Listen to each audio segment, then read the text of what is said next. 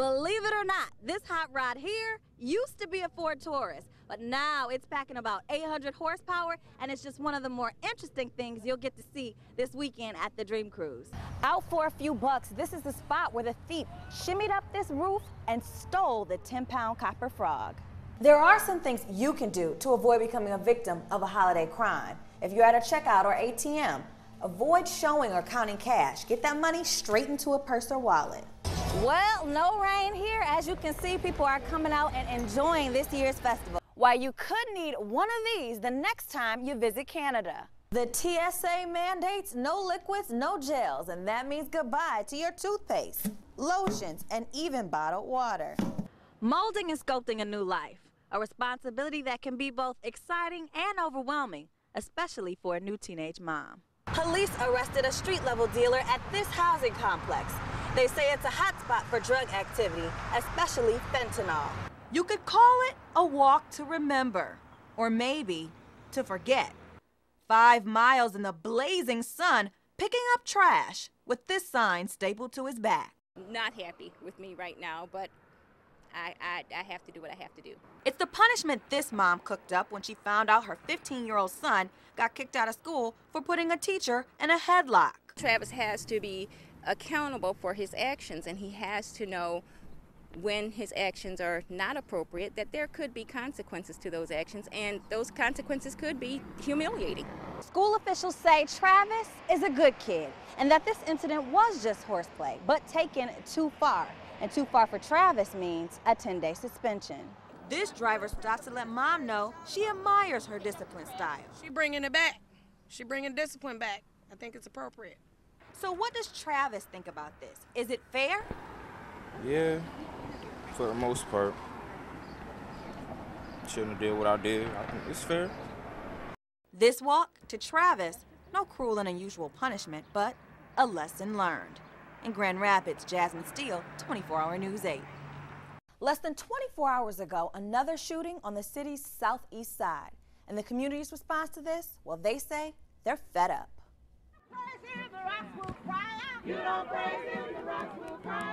It's a battle cry for peace, an effort to reclaim the city of Grand Rapids as their city.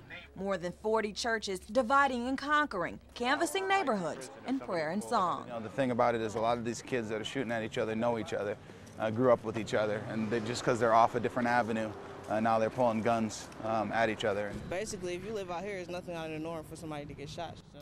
That's said by Stephanie Davis, someone who knows. Her cousin was one of 2 victims wounded in last night's shooting. Police responded to the call around 10 o'clock last night and aren't saying if the shooting was gang-related. This is war. This is how the generals would conduct their military strategies. Just around the corner in MLK Park, fed-up moms show young men how to really fight their battles on a chessboard. It's the brainchild of Darlene King in response to the Giovanni case, a 17-year-old who murdered gang rival Kenneth Deere. So for me, sitting at home, thinking about the 2 mothers who lost their children, Giovanni Casper and Kenneth Deere, that to me was so unnecessary because those boys could have fought a different way. Whatever the strategy, recreational or religious, one thing's clear. Grand Rapids has strength in numbers, fighting for peace. In Grand Rapids, Jazmine Steele, 24-Hour News 8. I'm Jazmine Steele, and this is 24-Hour News 8 at 6. Live from West Michigan's news leader, this is 24-Hour News 8. He arrived more than 9 years ago, full of optimism, talking about community policing, taking the police department to the next level. Grand Rapids Police Chief Harry Dolan telling 24-Hour News 8 today he'll be the next chief for Raleigh, North Carolina Police Department. That city, 858 miles away, nearly twice the size of Grand Rapids and double the staff. Our team broke the story this morning. 24-Hour News 8's Joe LaFergie is going to tell us more about Dolan's departure and what that means for the future of the Grand Rapids Police Department. But first, the chief sat down with us for a candid interview. I guess you'd have to say I'm more of the glass is half full type of person. I don't think of some of the disappointments. They're there, but you move through those, and you always want to stay focused on the positive.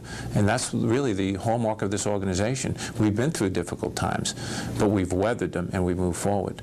The loss of Officer Kosminski was the most difficult. Departing Grand Rapids Police Chief Harry Dolan in his own words tonight. So what's next? 24-Hour News 8's Joe LaFergie reports on what lies ahead. If you have any questions at all, anytime, please always feel free to ask me anything. It's been over 9 years since Harry Dolan was first introduced to the men and women of the GRPD. The process to find his successor starts next week. That's when City Manager Kirk Kimball, the man who will pick the new chief, says he'll begin work on a plan of action towards that goal.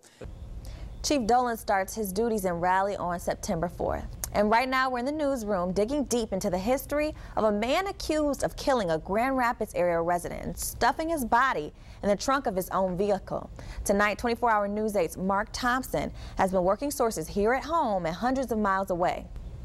We spoke with Christina McKinney from Nashville, Tennessee. She says Stephen Scarborough had befriended her son over the summer, but complained he was short of money.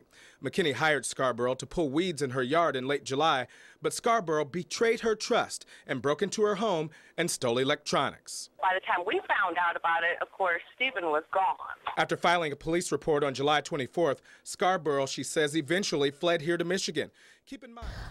Our sources say Scarborough has a stepfather who lives in Texas and may have been headed there before his arrest. We'll have more of this story coming up tonight at 11. He fell asleep. Now he's charged with child abuse after 2 5-year-old girls in his care drowned in a Muskegon Township backyard swimming pool. Chilam Odzma, Muskegon District Court today, charged on 2 counts of second-degree child abuse. He's being held on a $50,000 bond. 24-Hour News 8's Patrick Center tonight with an inside look at the living conditions at that home and the man's run-ins with Child Protective Services. Then comes these shocking photos 24-Hour News 8 obtained through the prosecutor's office of the swimming pool where 5-year-old Serenity Minders and Courtney Udzima were found dead Wednesday afternoon. Notice the uncovered in-ground pool not in use. However, the deep end is filled with murky rainwater. Inside the home, detectives finding dogs.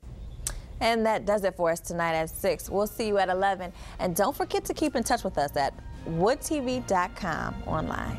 Thanks.